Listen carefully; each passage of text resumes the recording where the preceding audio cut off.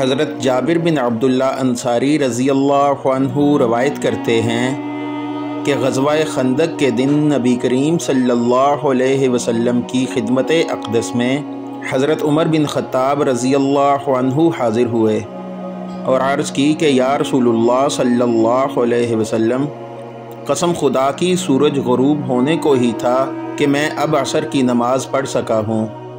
حضرت عمر رضی اللہ عنہ جب حاضر خدمت ہوئے تو روزہ افطار کرنے کا وقت آ چکا تھا۔ نبی کریم صلی اللہ علیہ وسلم نے فرمایا کہ قسم اللہ کی میں نے بھی نماز عصر نہیں پڑھی ہے۔ پھر آپ صلی اللہ علیہ وسلم بطحان کی طرف گئے، تب میں آپ صلی اللہ علیہ وسلم کے ساتھ ہی تھا۔ آپ صلی اللہ علیہ وسلم نے وضو کیا اور پھر عصر کی نماز پڑھی۔ سورج ڈوب چکا تھا، پھر اس کے بعد مغرب کی نماز پڑھی۔